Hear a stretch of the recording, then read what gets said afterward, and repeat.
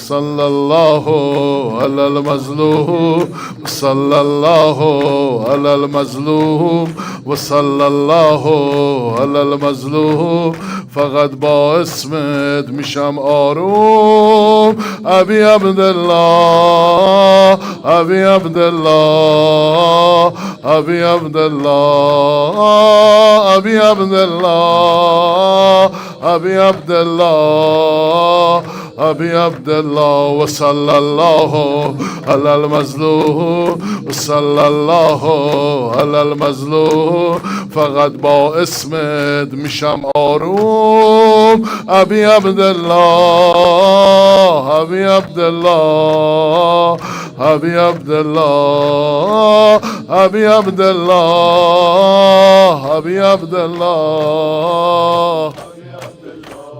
اشکم نظر روزهات حسین زندگیم کربلات حسین اشکم واسه تو میریز حسین خاطرت برام عزیز حسین خاطرت برام عزیز حسین خاطرت برام عزیز حسین که جز تو از ازل منو سینه زن آفرید دل منو فقط برا خریدن آفرید تو بهترین نعمت آسمونی منی خدا تو رو برای بخشش من آفرید انا مجنون حسین انا مجنون انا مجنون انا مجنون انت لیلا انت لیلا انا مجنون انا مجنون انت لیلا ابی عبدالله ابی عبدالله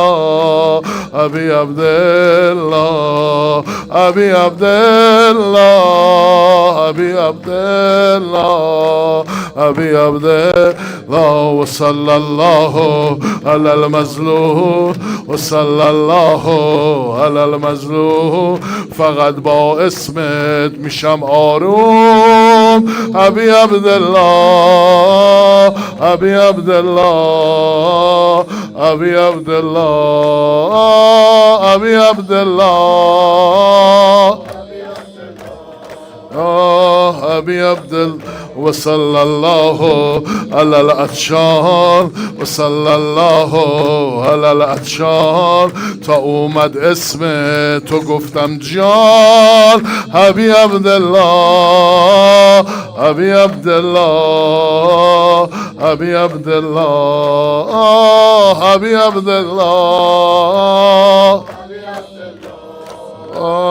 ابی هر شب رو لبم سلام حسین دنیامو زدم به نام حسین آقای من از قدیم حسین آرزوی بچگیم حسین نوای تو حی علی الصلاتم حسین نوای تو حی علی الصلاتم حسین فرش تو روز کشتی نجاتم حسین ما خونوادگی همه نوکر این دریم دیوونگی واسه شما تو ذاتم حسین انا مجنون حسین انا مجنون انا مجنون انا مجنون انت لیلا انت لیلا انا مجنون انا مجنون انت لیلا ابی عبدالله ابی عبدالله ابی عبدالله ابی عبدالله ابی عبدالله ابی حسین وای وای وای حسین وای وای وای حسین وای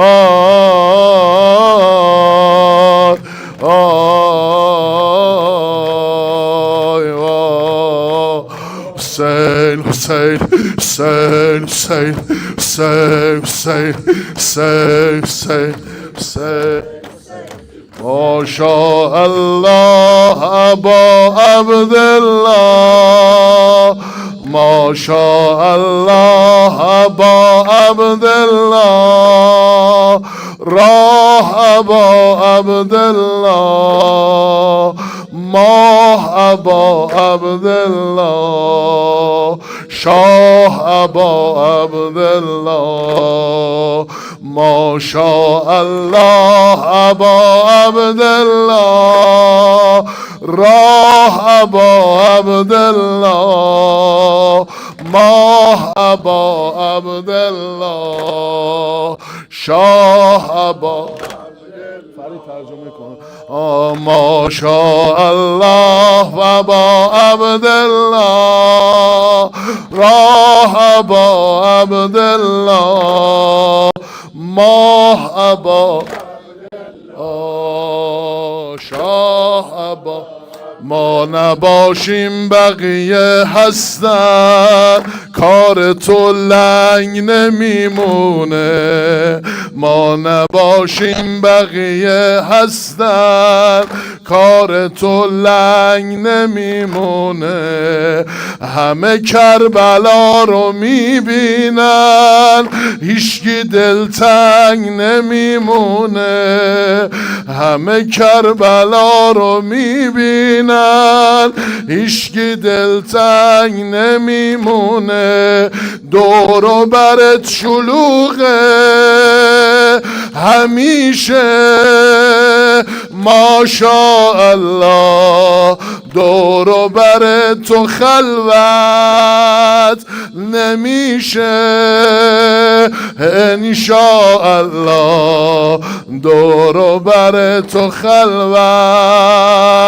نمیشه انشاءالله ماشاءالله ابا عبدالله راه ابا عبدالله ماه ابا عبدالله ماه ابا شاه ابا ما شاء الله ما شاء الله ابا عبدالله راه ابا شاه ابا شاه ابا حیاتنا حسین مماتنا حسین حیاتنا حسین مماتنا حسین حبیبنا حسین و حبه یجمعنا یا ابا عبدالله تویی تو ناجی دنیا حرف مشترک ما حسین حسین حسین حسین یا ابا عبدالله تویی تو ناجی دنیا حرف مشترک ما حسین حسین یا ابا عبدالله تویی تو فاتح دلها ما غلام و تو مولا حسین حسین حسین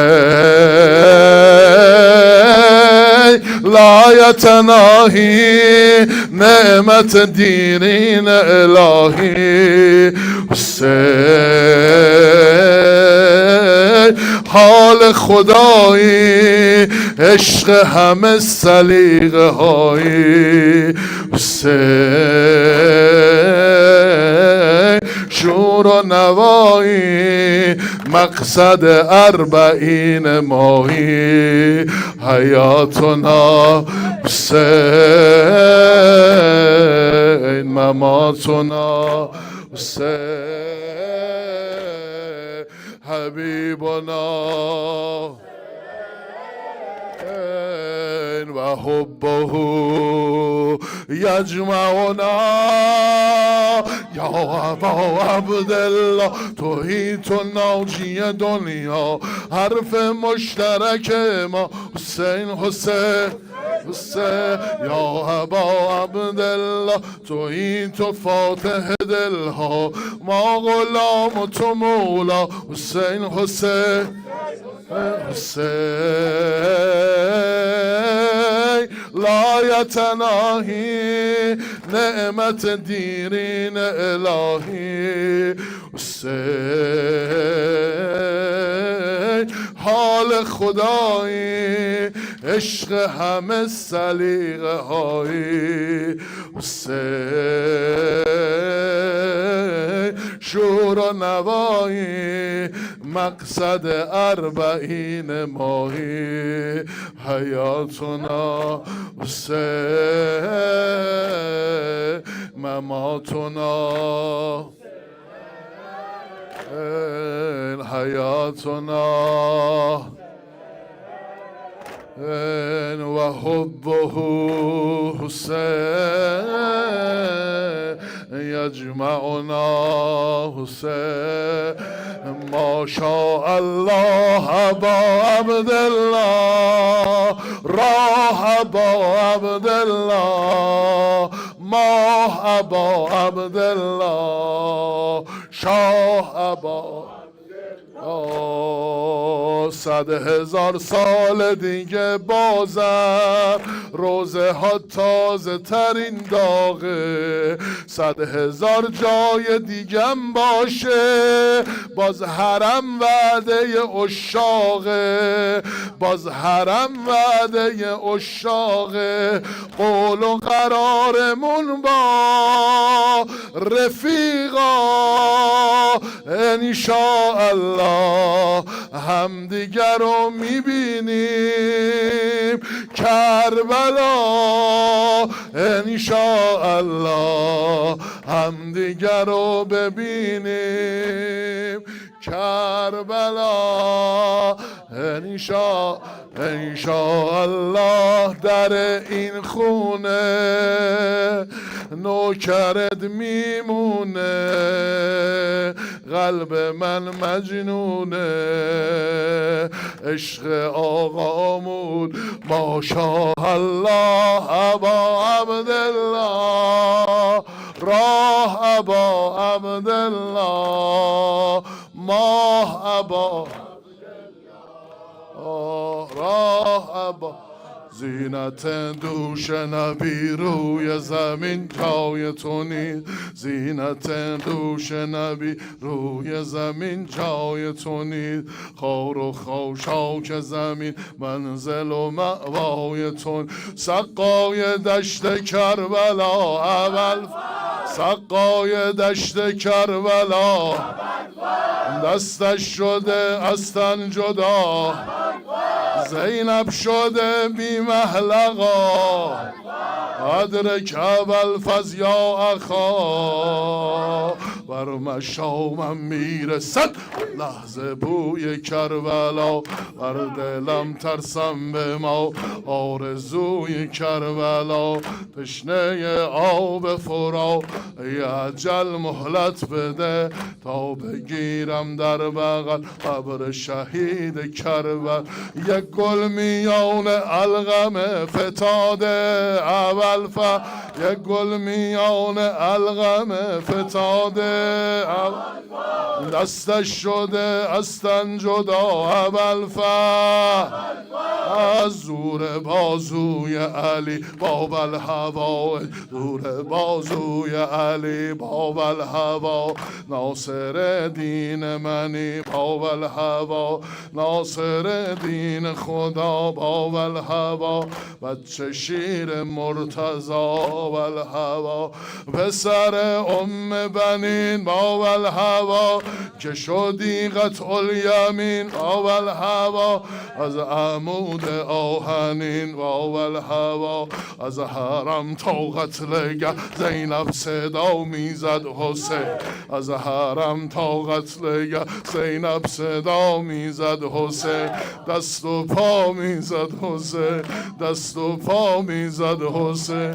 ناله ها میزد حسین ناله ها میزد حسین زینب صدا میزد حسین زینب صدا میزد حسین نب صدا میزد حسین صوت قرآن تو صبرم را رو از دل حسین زان سبب سر را زدم بر چوبه محمل حسین من ز طفلی بر سر دوش نبی دیدم تو را از چه رو بگرفته بالای نی منزل حسین جانم حسین جانم حسین جانم حسین جانم حسین حسین جانم جانم حسین جانم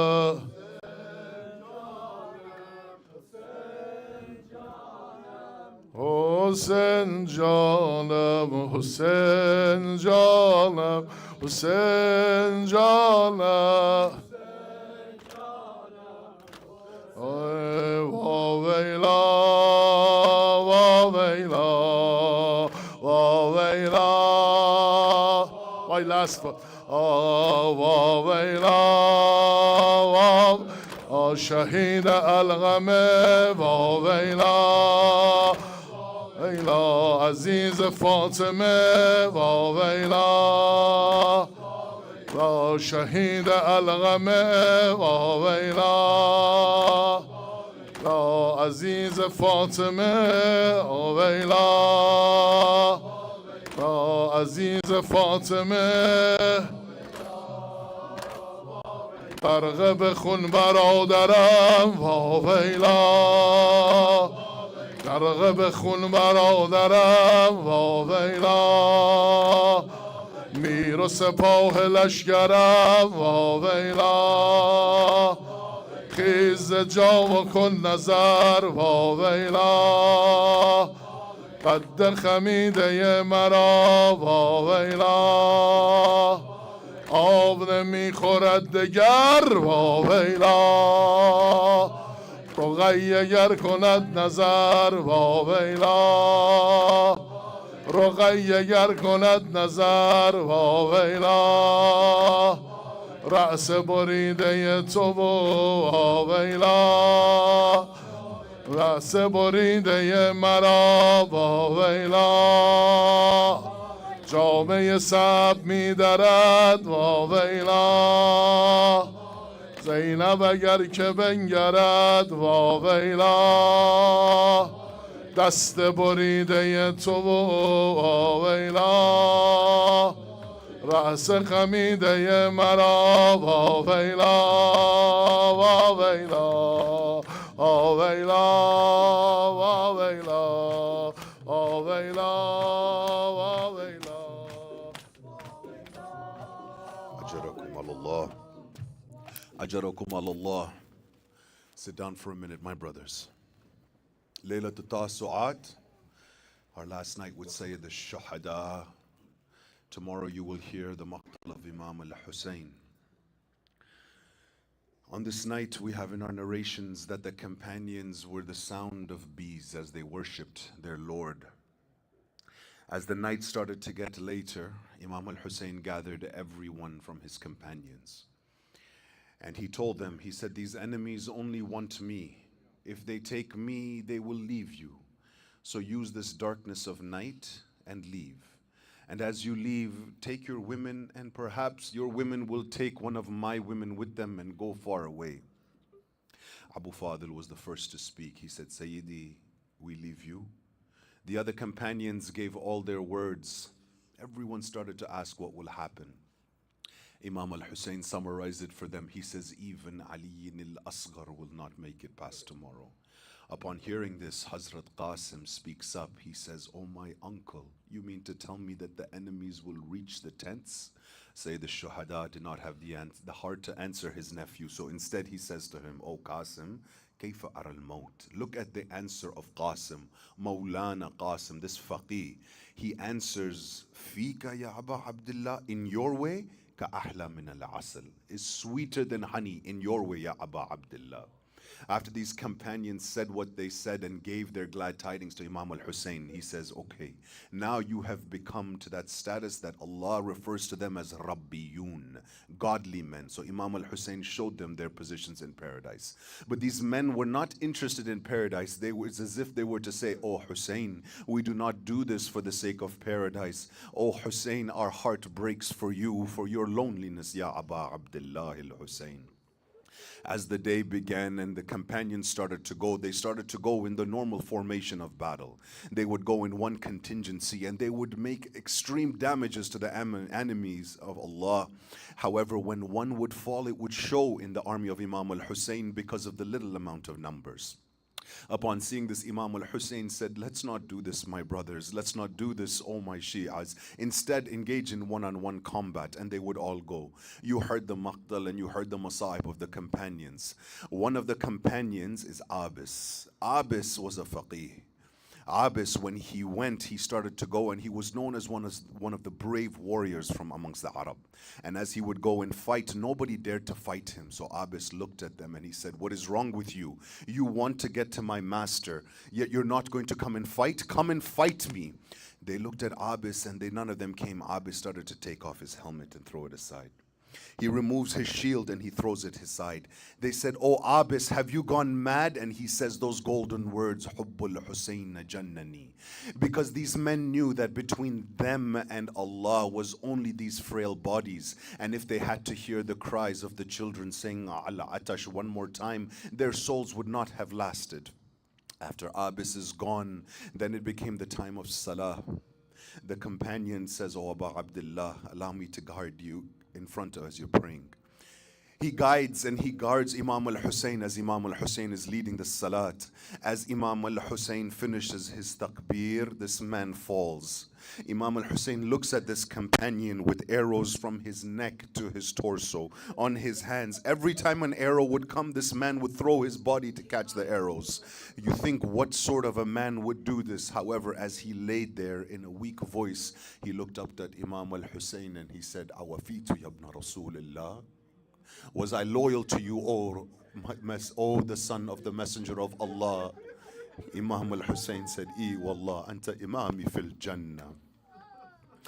After all of the companions had gone, now Bani Hashim was left to go. I do not have the heart to tell you about Ali al-Akbar, nor that of Qasim, nor that of the other companions and the family of Imam al-Hussein, until it got to Maulana Abul Fadl al-Abbas. And Abu Fadl, Imam al-Hussein did not want to give him the permission. He said, Ya Abbas, anta jaysha kulli, you are all of my army, O Abbas. After Imam al-Hussein came back from the Maidan after bidding farewell to his brother, his back broken, his heart in pain, the cries of Al-Atash are getting louder and louder. Upon hearing this, Imam al-Hussein lets out a sarkhat. A sarkhat is a cry that comes from deep inside your body, a painful cry. And he says, Aywa killatana, oh, how few we are. He starts to call upon his companions in this moment. He says, Ya Burair, Ya Zuhair, Ya Habib, Mali wa unadik. Oh my companions, I'm calling you. You promised to be loyal to me. Why aren't you answering me? Now is not the time to sleep.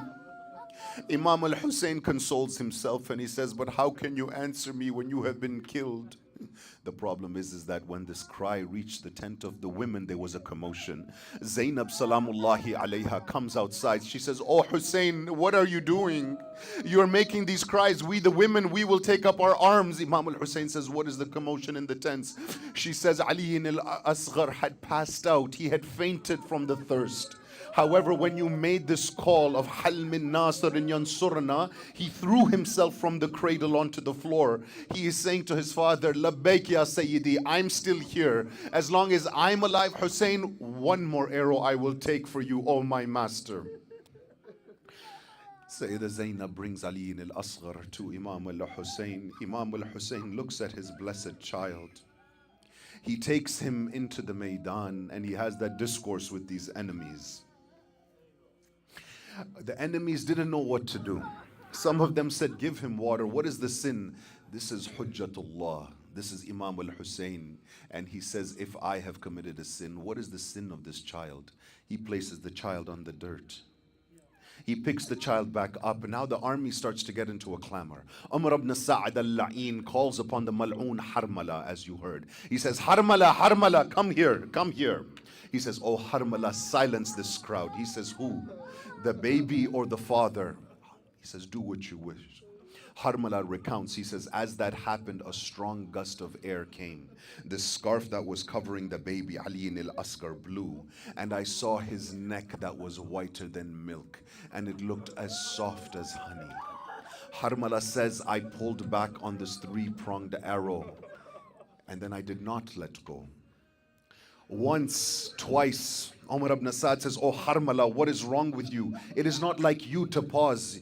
He says to Umar ibn Sa'ad, I don't know what to do. But as I am drawing this arrow, I see from the corner of my eye, the mother of this child is watching me, and I don't know how I should answer. Harmala, la'anatullah alayh, pulls back the arrow. Ali al-Asgar was wailing. The Maqtal says that he was not able to cry, for he had no tears left. Ali al-Asgar could not even wail. He was letting out, Ajarakum Allah, he was letting out a grunting sound. That was all that was left of this 6-month Ma'soom child. However, in and out of this, he would faint. In this moment, he had fainted. The historians are not clear whether he fainted or he was asleep. However, when this arrow flew towards the night or towards the day and it struck Ali al-Asgar, it woke him in that moment of fright. It woke him. Ajarakum Allah, my brothers. In the Maqtal it says وَذَبَحُ مِنَ الْوَرِيدِ إِلَى الْوَرِيدِ. In another place it says وَذَبَحُ مِنَ الْعُذُنِ إِلَى الْعُذُنِ. These are sometimes seen as conflicting answers. One says that it beheaded Ali al-Asgar. The other one says it is from his ear to his ear. The problem is this: the arrow is a 3-pronged arrow and it went through Ali al-Asgar. In that moment he grabbed upon to his father, as if to say, Father, just like your companion said, I too am saying, oh Father, awafitu yabna Rasulillah. Imam al-Hussein looked at this. He took the blood and he threw it upon the skies. He took another pool of the blood and he wiped it upon his face. There's a cry that comes from the heavens and it says, oh Hussein, leave him. We have prepared a wet nurse to be able to take care of him. Imam al-Hussein goes back towards the tents. He goes and he walks back and forth. You heard why he had to dig the grave for Ali al-Asgar. Ali al-Asgar is one of the only people who was buried twice in Karbala. When the enemies were looking for his head, the problem is that Rabab is sitting on the camel and her hands are tied to her neck, and she is seeing this happening. With each plunge of the sword, Sayyida Rabab's heart is falling until they withdraw that one sword and blood. You heard how Imam al-Hussein was gentle with Ali al-Asgar. Ajarakum Allah, my brothers. You heard how he was gentle because there was very little that was holding this baby still in one piece. The Mal'un Umar ibn Sa'ad, when he was able to unpull Ali al-Asgar, Ajarakum Allah, Ya Sahib al-Zaman, Ya Sahib al-Zaman, forgive me. When he was able to do this, Sayyid al-Rabab is watching him detach the head of Ali al-Asgar and cast the body back into the ground. Ali al-Asgar is thrown into the ground. This is why this scene was so painful on the heart of Rabab. This was so painful on the heart of Rabab that throughout the journey, whenever they would finally give her water, she would go and complain to say the Zainab, Maulati Zainab, this water they've given me, I can now feel some milk is there. Is there a chance for me to be able to nurse Ali? Is there a chance for me to be able to nurse my thirsty child? When Rabab would have moments, she would speak to herself. The poet says, she would speak to herself and she would say, oh Ali al-Asgar, yesterday you were laying in my lap and I was reciting Nadi Aliyan to you as a lullaby, but today you are on the hot sands of Karbala and I am being paraded like a captive from Kufa to Sham. Oh Ali, if you have a hard time sleeping, know this, my son, I have not been able to close my eyes without seeing you for the blink of an eye. Ajrakum ala Allah. This final line, inshallah, bright brothers.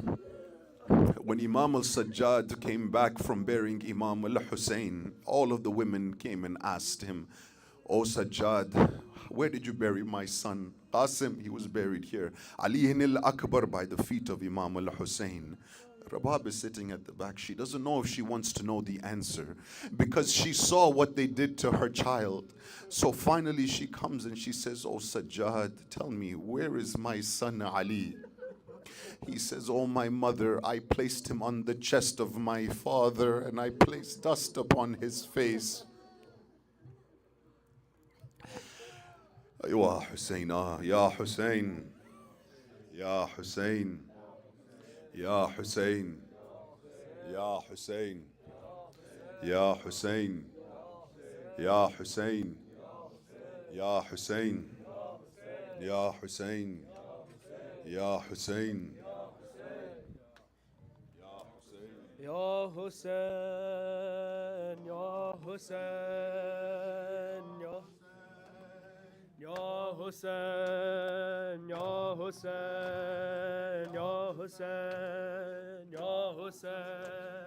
Ya Hussein, Ya Hussein, Ya Hussein, Ya Hussein, Ya Hussein, Ya Hussein, Ya Hussein, Ya Hussein, Ya Hussein, Ya Hussein, Hussein, Ya Hussein, Ya Hussein, Ya Hussein, Ya Hussein, Ya Hussein, Ya Hussein, Ya Hussein, Ya Hussein, Ya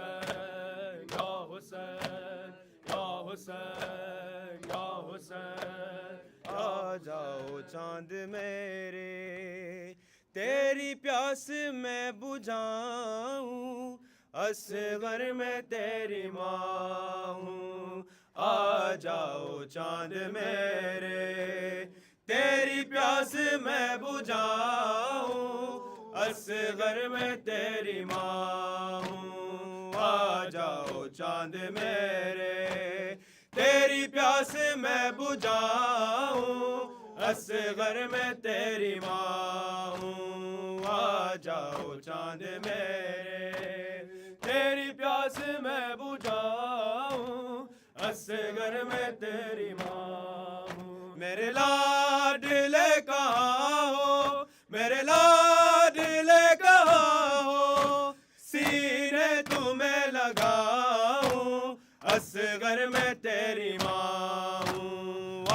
जाओ चांद मेरे तेरी प्यास मैं बुझाऊं असगर में तेरी माँ हूँ आ जाओ चांद मेरे तेरी प्यास मैं बुझाऊं असगर में तेरी माँ हूँ आ जाओ चांद मेरे तेरी प्यास मैं बुझाऊं असगर में तेरी माँ हूँ मेरे लाडले कहाँ हो मेरे लाडले कहाँ हो सीने तुम्हें लगाऊं असगर में तेरी माँ हूँ आ जाओ चांद मेरे तेरी प्यास मैं बुझाऊं असगर में तेरी माँ हूँ आ जाओ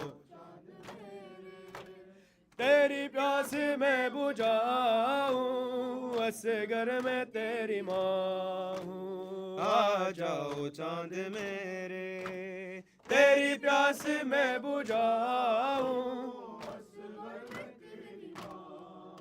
बेटा तुम्हारा कातिल मेरे सामने खड़ा है जाने क्यों हंस रहा है चादर भी लुट चुकी है मुंह किस तरह छुपाऊं असगर में तेरी माँ हूँ आ जाओ चांद मेरे तेरी प्यास मैं बुझाऊं असगर में तेरी माँ हूँ आ जाओ चांद मेरे तेरी प्यास मैं बुझाऊं असगर में तेरी माँ हूँ आ जाओ चांद मेरे तेरी प्यास मैं बुझाऊं असगर में तेरी माँ तेरे झूले को सकीना रो रो के चूमती है तुझ रंग में ढूंढती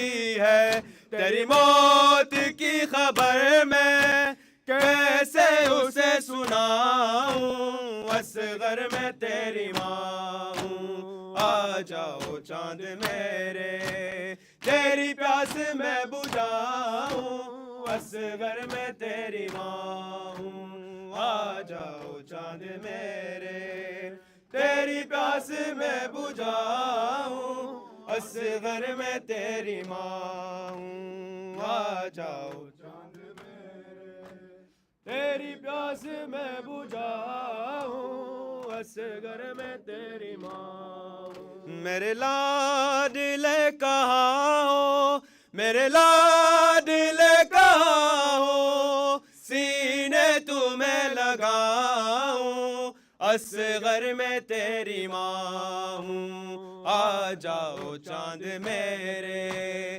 तेरी प्यास मैं बुझाऊं असगर में तेरी माँ हूँ आ जाओ चांद मेरे तेरी प्यास मैं बुझाऊं असगर में तेरी माँ हूँ आ जाओ चांद मेरे तेरी प्यास मैं बुझाऊं असगर में तेरी माँ हूँ मेरी जान जा रही है ये सोच सोच असगर इस फूल से गले पर ये तीर कैसे जला बहनों को क्या बताऊं असगर में तेरी माँ हूँ आ जाओ चांद मेरे तेरी प्यास मैं बुझाऊं असगर में तेरी माँ हूँ आ जाओ चांद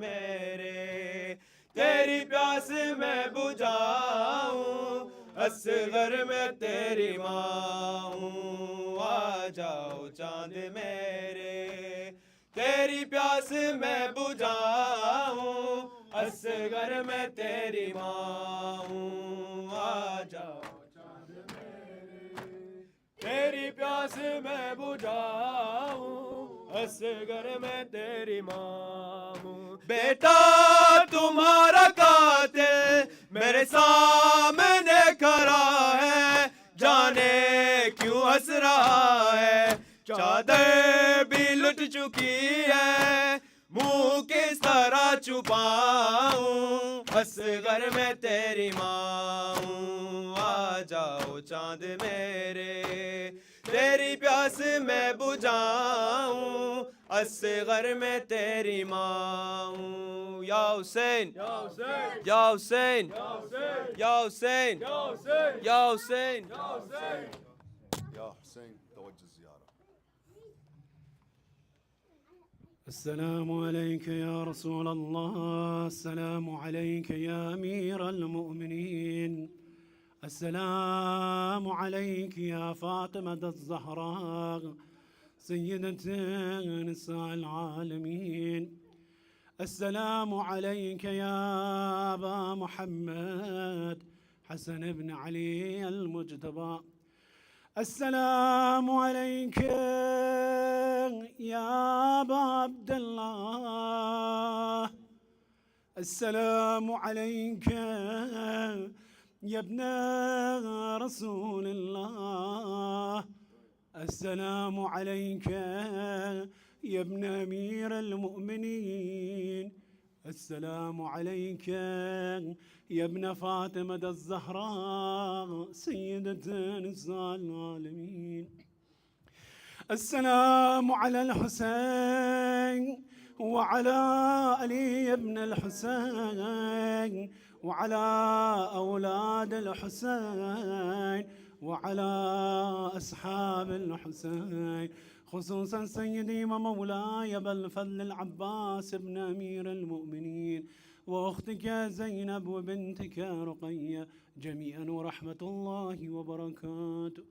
السلام عليكم يا أئمة المسلمين، علي بن الحسين زين العابدين، ومحمد بن علي باقر النبيين، وجعفر بن محمد الصادق، وموسى بن جعفر الكاذب، وعلي بن موسى الرضا، ومحمد بن علي التقي الجواد، وعلي بن محمد الهادي، والحسن بن علي الزكي العسكري.